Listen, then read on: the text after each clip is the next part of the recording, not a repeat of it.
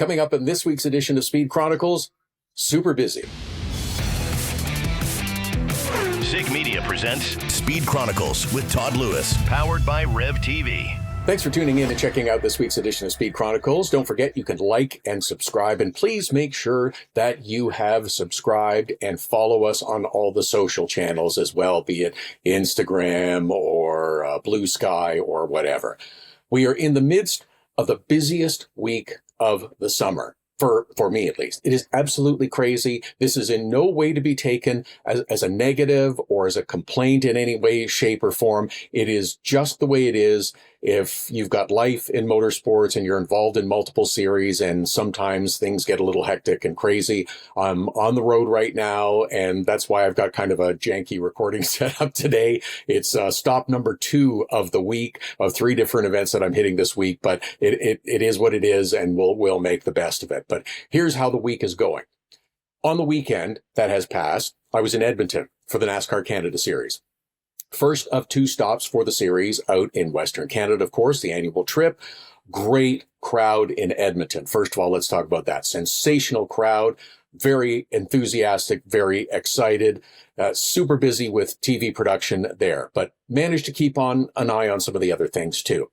And I will get to some of them. Right now, I'm in Saskatoon, just arrived a little while ago. It is the second of the 2 Western events that's happening.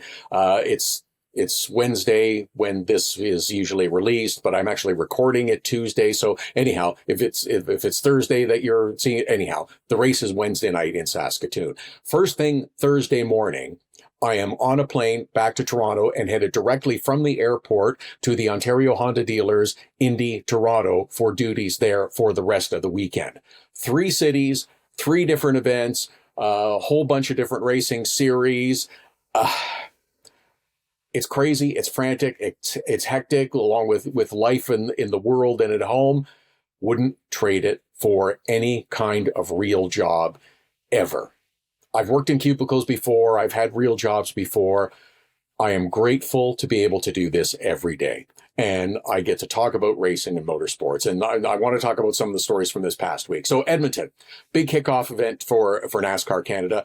The car count's low. We had 1 withdrawal late, so it was double digits, but just barely. It's a challenge. It's difficult. Mentioned this a little bit last week on the show. Everybody would like more cars. Everybody absolutely would. Series would like more cars. Competitors would like more cars. But I'll tell you what, they put on a heck of a show in Edmonton. The cars that were there, super competitive, very good.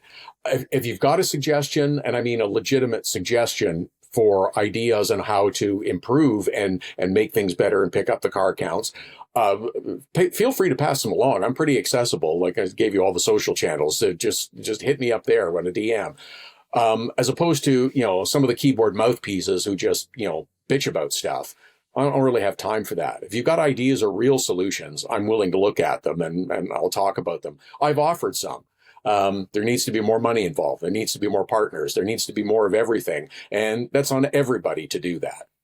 Credit the teams that did make the journey, though. Awesome show, really good racing, a lot of battles, over 300 laps in Edmonton, elbows up, quarter mile, flat track, only one way around along the bottom.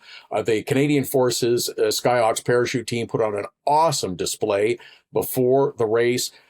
Edmonton, you did yourself proud event. Drew in a big crowd, made it a spectacle, made it an event. They understand you're in the entertainment business. They gave people a reason to come back. Okay, Saskatoon, you're up now. Let's see if you can do the same. Great job, though, Edmonton. It really was spectacular. More Canadian content. The annual IMSA visit to Canadian Tire Motorsport Park. Crowds look great. The track everybody loves. I cannot recall anyone who has raced at CTMP who hasn't said they enjoyed it and loved it. And it seems to be reflected in whichever racing series happens to be running at that particular time. Lots of action. I'm really sorry I couldn't be there. Love going to this event. Haven't gone for my whole life, but it's become a bigger part of it. And I really hope that the schedules line up, that next year I can come back. Lots of good Canadian content in the different series as well. Robert Wickens had himself another great showing and a big crowd. Very nice. The only downside, at CTMP, though, was the weather that blew through, kind of affected things a little bit earlier in the week, but really messed it up on Sunday, shut everything down for a while, and you have to because it's thunderstorms. Really paying the price, VP Racing Series, who got race number 2 of their weekend drop. MX5 Cup also affected. It's a tough situation, but you know what? If there's a storm and dangerous conditions, there's really nothing you can do. If you missed out, they will be back again next year, same July weekend. As mentioned, I really hope that the schedules are lining up so that I can attend that again. I know I'm trying to make my case that, all you racing series need to make sure your schedules align so that everybody can get to it. Formula One off weekend, but the fallout continues from the Christian Horner dismissal, we'll call it, from Red Bull. There have been some suggestions as to how this happened and what it means. Does it mean that Max is leaving? Does it mean that Max is staying? I think I've seen headlines for both, is that Horner had to go so Max would stay. Horner is going, so now Max is leaving. I know. But you know what? Nothing lasts forever. You can have a job for a long period of time, and sometimes a new owner comes in, or sometimes the business changes, or sometimes you're not as successful as you were. Whatever the reason, things change. It's hard to accept change sometimes. I get that nothing lasts forever, but I'm sure Christian Horner is feeling really weird still a few days later. Out of sorts. His day-to-day for the last 20 years is completely different. What's been normal in his life is no longer present. And that's going to take a little time for him to mentally adjust to. I really still hope that somebody snags him for television commentary. I think it would be good. Also, in the Formula One television world, it's looking, based on stories that I've been reading, that there might be a change in F1 broadcasting partner in the United States coming up starting next year. The ESPN contract is up. Their exclusive negotiating period expired a while ago, and that means other offers can and have been entertained, and more specifically from Apple TV. Yes, the producers of F1, the movie starring Brad Pitt that we talked about last week. And it looks like it's becoming a choice of, do you want the big distribution of ESPN versus the bigger check from Apple TV? It's a tough decision. Sometimes you want the money, sometimes you want distribution. Ideally, you want both. But F1 has undergone a huge period of growth in the United States over the last few years. 3 races now. Formula One knew how important the United States market is. They've expanded the footprint there. Miami, Austin, Vegas, all 3 are great events. All 3 are unique too, which is cool. ESPN distribution, it's big. They pay a lot of money right now for Formula One broadcast rights in the United States. Apple doesn't have the same number of eyeballs. In fact, they're not even the number 1 streaming service. There are others that are far ahead of Apple TV in terms of the streaming service. And this is the one thing that the series has to consider. Do we make that move? Do we take the bigger check?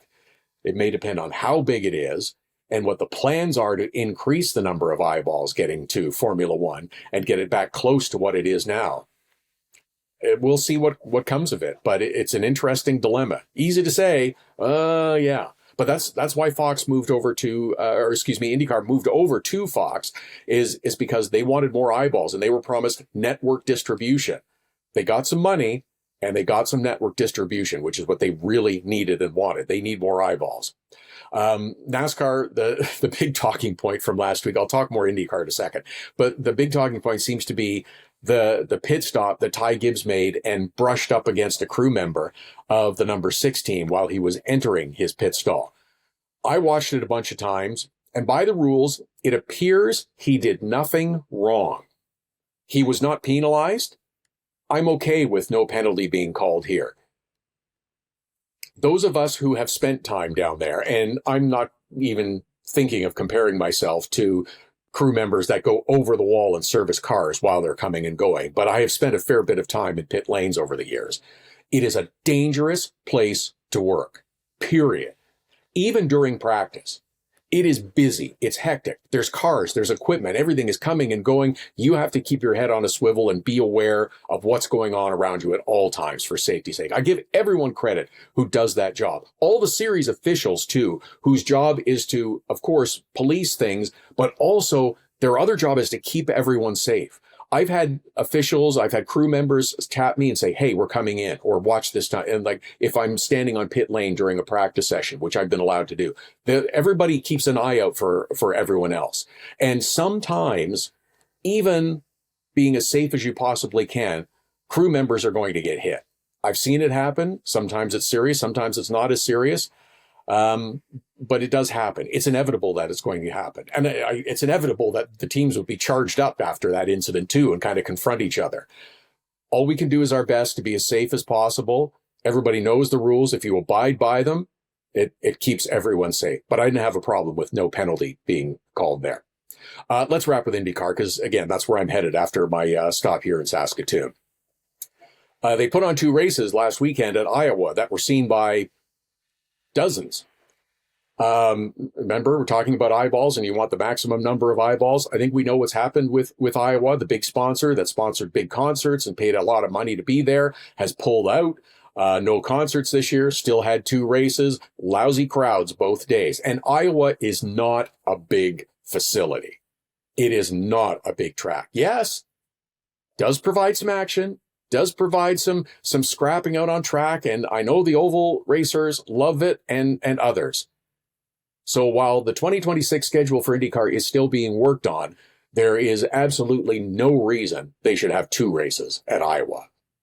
You can debate whether or not they need to keep one, probably to keep the oval fanatics happy, and it's in the Midwest, which is important in that market.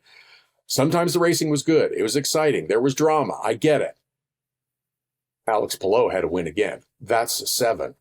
Is he going to get to the record? It's really possible. But you've got to do something about the crowds at some of your other oval tracks.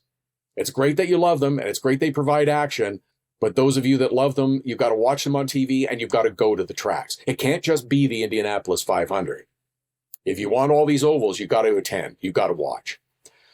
The Indy in Toronto this weekend, as I have been since 1986, when they showed up for the first time, I'm as excited as if I were an 8-year-old boy. Ontario Honda dealers, Indy Toronto, having IndyCar come to Canada. I love this event.